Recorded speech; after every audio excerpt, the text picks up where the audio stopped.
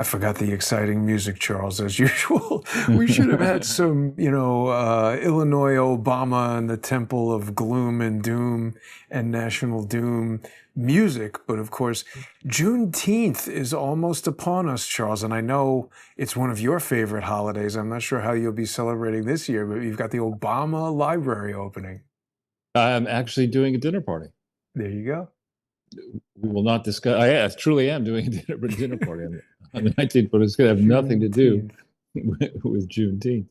Yeah. I But don't think they celebrate Juneteenth in Malaysia. We got a lot to discuss with the Barack Obama Library, but I think a lot of people are also right now thinking, Charles, about this Trump-Iran deal, which I don't know. It doesn't seem, a lot of people hate it. People are pissed off. What do we want to say about this? well, I think right now, Trump is obviously challenging the deep state in ways that deep state has never heretofore been challenged. So people who want Trump to fail are jumping all over this, the 14 points in the memorandum of understanding, which again, I am not a fan of doing deals in the form of memorandums of understanding. They don't make sense. They're not most memorandums of understanding. I don't know what law this is governed by, but are purposely set up that way so as to be unenforceable. They publicly commit people to a path, but there are many ways to cause the path not to reach its hoped for conclusion. And I'm very, looking at the 14 points and the wiggle room in some of them, it just is your typical, to me, it looks a lot like your typical exercise trying to buy a Persian carpet. I mean, it's just, you don't have the carpet until you bring it home and unfurl it and make sure that what you actually thought you bought in the store is what you brought home. But the other side has your money. And this is not a low degree of difficulty exercise here. You have Israel looking at things its own way, and I would argue properly in its own way. It's a sovereign state. They can do what they want, but they have to suffer the consequences of what they do if they do something that's badly wrong. So that's one big irritant. And the likelihood that bad actors who want the conflict to continue will spin up people, maybe in Lebanon or elsewhere, to attack Israel again is high. That will then give the hardliners in Iran the pretext to either try to change the agreement or frustrate the implementation of the agreement. And the other thing I don't like about this is there's references made, Trump himself, I think, has made reference to the fact that there are undertakings made by the parties that are in addition to these 14 points. So, this to me, if it all comes together, maybe is better than 60 days of war. But the likelihood that it comes apart, the likelihood that people all over the world, particularly in Western Europe, will jump on it. And Obama likely, he's already said that the deal before he knew the details of it was worse than his stupid JCPOA, which was an unenforceable non-agreement tailored together to give Obama the opportunity, I think, to bribe the Iranians not to come forward with damaging information they likely have about Obama. So, I didn't like the way this was cobbled together. I don't like Trump's comment that we had 30 days of reserves left. The world had 30 days of oil left. I mean, that's a scary number if true. And why would you say something like that now? Sun Tzu would say to say something like that if it wasn't true. Make them think you're weak when you're strong. Think you're strong when you're weak. I mean, doesn't the United States produce enough oil that how could we have only 30 days of oil?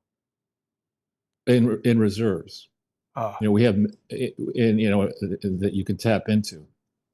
We have many times that in long-term reserves under the ground, but they haven't been taken out of the ground. And this is the peak use season in the United States. So you use oil and gas for various reasons, but in the summer you need a lot of it. for all the air conditioning and all that kind of stuff, and the driving and the flying. So, we are where we are with this thing. I actually think the bigger story is this report that came out of the UK on pervasive, ongoing raping of young girls and boys in Britain, and the fact that people in the British government, instead of doing something to go after the perpetrators, attack the people who have been questioning what's been going on.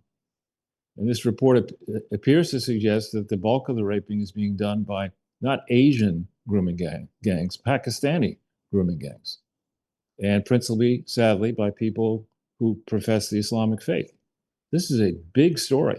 250,000 girls, by the government's estimate, were raped. Some, as little babies, 8-year-old girls, repeatedly raped. And then when people tried to criticize the government, they were threatened by the government. It's crazy. I mean, it's ridiculous. Seeing a report like this and seeing that idiot, that ass clown, Keir Starmer, gallivant to the summit and gallivant around the world pretending he's important, I actually at this stage question whether the current government, the pervasive government in the UK, is a government that should be allowed to ally itself with the United States. I mean, if you put a different name on this than the UK, you cited these statistics that 250,000 girls, principally girls, were raped. And instead of going after the rapists, the government enabled, protected, and in some cases participated in the raping. This is not a civilized country anymore. And this is the same country that, introduced this ban on allowing people under the age of 16 to use social media. Charles, is that because... Do you remember when they killed Saddam Hussein's sons and they presented these like pictures of them flattened or with weird masks on? This guy looks like that. Look at him. Yeah. So, I mean, this is there's a set of conditions between encouraging, if not exacerbating the rape culture, while also there are more people per capita are in prison for social media postings in the UK than in China. Why are we supporting the UK at this point? This is ridiculous. And Keir Starmer's popularity rating, he should have called for a national election long ago. This is a nation that has gone, badly awry. This is, this nation today were attacked by Hitler. I'm not sure that the United States would come to protect this culture. Right? This is really dangerous stuff. And what's horrible is that the mainstream media refuses so far to report on it. Now, there's a streamer somewhere who is with a lot of followers, I think millions of followers, who has announced that streamer is going to read every word of the report out loud on his or her Twitter, however he does it. I think it's on Twitter. And that is certain to get attention. Some of so far the legacy media, the Times of London, people like that, BBC, are not getting into this the way they should. But this is a disgrace.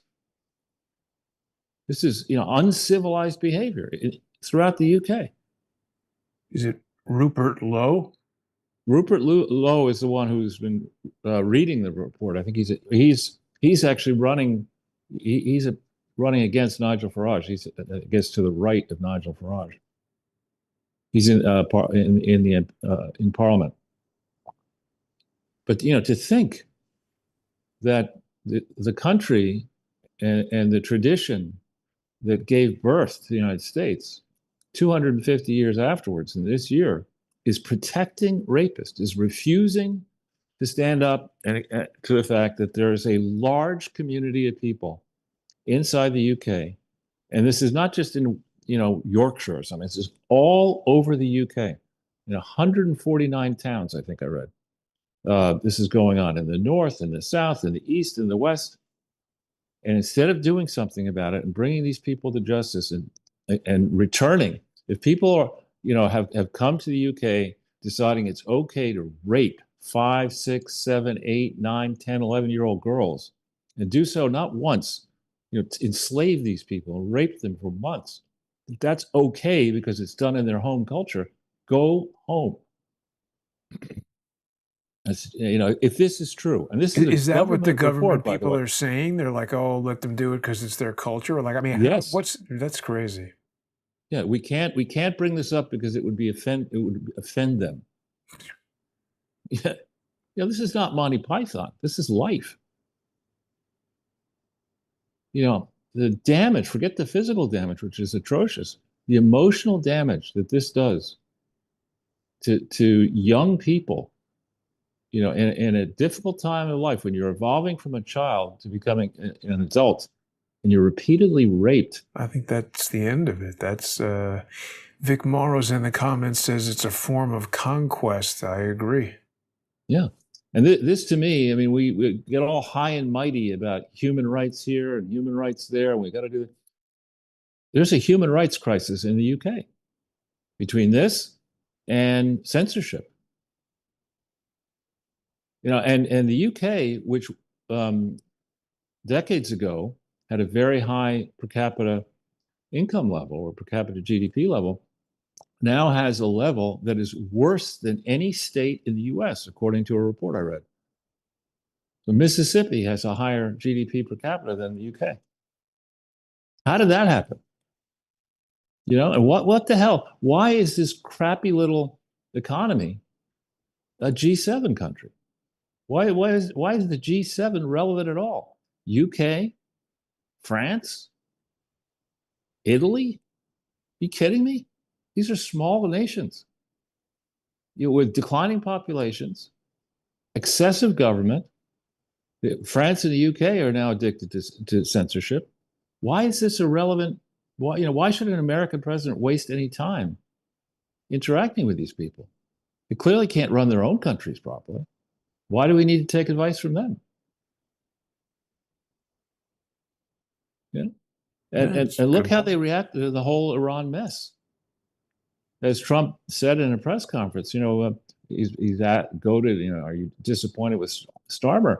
And he said that he wasn't really requesting that the UK provide the ships, but Starmer's reaction to the notion of providing naval help was that he'll provide it after the war is over. Oh, that'll be helpful. Thanks. And that's really helpful. It'll help you move after you're in your new place. Yeah, I'll serve you dinner at your restaurant, after the kitchen is closed. Yeah, when we don't have any food or help. That's an It's ridiculous thing to say. Really, I think we need to readjust America's relationships around the world. We really do. We should not be in South Korea. There's a hostile government. We've got tens of thousands of troops in harm's way in South Korea. We've got massive installations across Europe. Why? Just doesn't make any sense. Let them, if they want to go on a project of protecting rapists and censorship and all that kind of stuff, that's their game plan. Do it without our help and support. Because, to the extent we continue to help and support it, we're complicit. Yeah. And the morons who populate legacy media and speak up in Congress and the Senate and the bureaucrats, the morons who believe that all good ideas come from Europe and that maybe we should emulate what the UK is doing and what France is doing on these issues, these are certified morons. Now, there is one piece of good news, which is the European Parliament, itself a meaningless body, I would argue, has voted, I believe, to toughen up immigration and make it easier to return people who have come in under false pretenses and are soaking the system in Europe. You can't have with the degree of inequality that will persist around the world forever.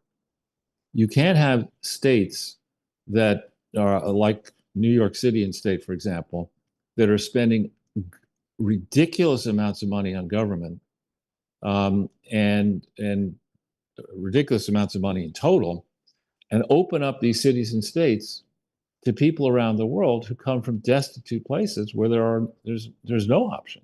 You can't survive like that. We're not made of limitless money. Well, and plus all the people working for the nonprofits are just stealing the money. Right.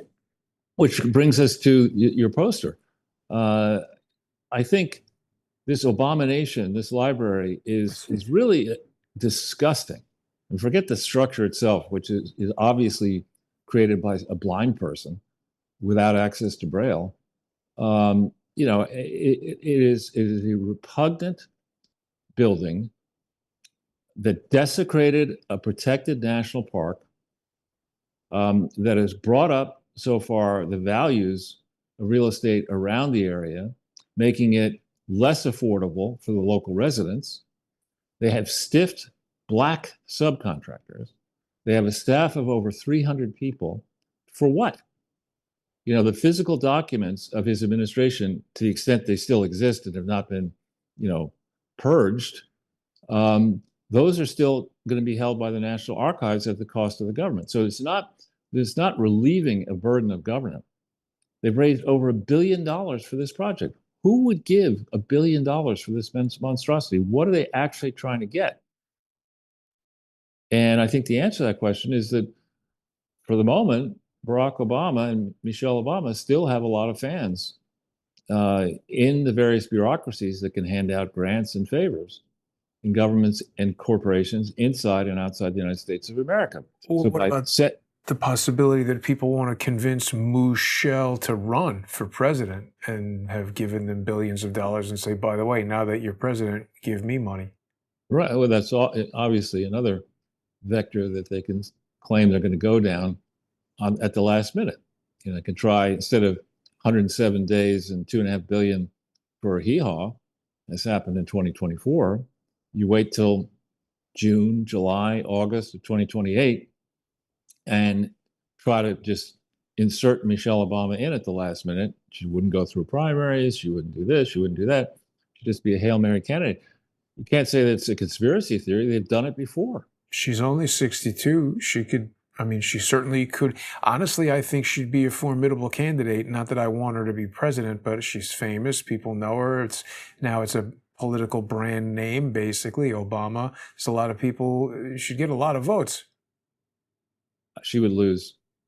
I hope so. I'm just saying, Gavin Newsom, Kamala Harris, she's certainly as good or better a candidate from a Democrat's perspective than any of them. Yeah, I suppose you could. Yeah. Again, right, I'm not endorsing her. I'm just saying, in other words, Taylor Swift is coming out with a new album. I bet you it's going to sell a lot of records. I'm not buying it, but it's going to do well. That kind of thing. Right. This presumes that the Obama years are looked back upon fondly. And I think well before 2028, people are going to look at what the people around Barack Obama did between January 20th, 2009 and January 20th, 2017. Obamacare already stands revealed as a grotesque fraud. His regime change around the world literally killed many people. The war of slavery is back big time. I'm not advocating for her. I'm just saying I think it is a realistic and dangerous possibility that she. What about this UFC guy who says she's a man after winning at the White House? Yeah, I don't weigh in on those kind of issues. I think just narrowly though on her as a candidate, there's no evidence. There's abundant evidence that Barack Obama is an atrocious manager. But as for Michelle's management skills, the school lunch program that she shepherded, I just let her run, and the counter attack ads will be hilarious. They're talking about AOC. You could run Kermit the Frog for president. It would be a better option than some of these people. I think you could run, I don't know, a non-existent person for president, and that person with the machine behind it would probably get 35% of the popular vote. Oh, Charles, look, he's already announced. Hi ho, Kermit the Frog. But so, yeah, I mean, Juneteenth, they're going to open this grifting center, presidential Obama, whatever it is. And that's it. I went there years ago and there were people, it was interesting. There was one person who said she owned like a condo or whatever, and she liked it because it was, the value of her condo was going to go up. Then there was somebody else who said they rented over there. And by the way, these were, as I recall, all black people that I was speaking to in this part of Chicago. And the woman who was renting said, no, she doesn't like it because the rent is already going up. And then there was a black guy who said he was a construction worker trying to get a job there. And he was sad that Obama wouldn't hire him. Yeah. Again, the idea that presidents by right or presidential families by right are allowed to have nonprofit foundations that are supposed to be either, this one I believe is also 170B1A6 public charity, meaning that it can't engage principally in partisan political activities. You have in 2014, in January, when Bob Bauer, then the White House counsel, I think, or maybe he had left being White House counsel, but when he's the one who signed the Articles of Incorporation for the original presidential center. At that time, it said in the application seeking tax exemption that it was going to be a traditional presidential library. Then, as the controversies over presidential libraries, principally the Clinton Foundation, became more noticeable, they switched course and they said, no, we're not actually going to house the records of the presidency, which is what they said they were going to do when they got the tax exemption. We're just simply going to make electronic copies of them Keep all at our expense, and contribute and store those. National Archives is going to store the originals. We'll store the electronic copies, kind of like his birth certificate. But everything will be fake, forged, made up. Exactly. And you can come study all this fakeness. Yeah, that's really a legitimate tax exempt operation. And now you've raised over close to $1 billion. They were supposed to have raised 400 million or so in an endowment to ensure that the city of Chicago and the state of Illinois would not, if this thing fell apart, suffer any economic damage for having to maintain it. And they've raised $1 million for that, according to one report I read. So this is a kind of in-your-face thuggery and corruption that you got in President Trump. If he becomes a bad actor after, as he leaves the White House, and pursues the dream of his presidential library on the Obama flight path, I mean, what's to stop Trump from having $1 trillion inside a presidential library? Yeah, you could hit up Elon Musk. But actually, I think there's little doubt that he's going to do it, Charles. They already showed us the building. He's going to park the 747 in there from Qatar. I don't understand why he's allowed to keep the Qatar 747. And also, look, this is a 747 with only 2 engines. How is that? I don't know. But the thing is, the Clinton Foundation was grotesque and remains grotesque. Obama is, I see the Clintons and I'll raise you tenfold. And, what now are we going to do? Is this a tradition? Should senators have their own foundations and representatives have their own? I mean, Secretary of State has her own heifer center. But Charles, we're going to have to talk about heifers and other cows like Hillary Clinton in the First Amendment Forum, because we're heading there now. People can join us on crowdsourcethetruth.substack.com and on subscribestar.com and patreon.com/.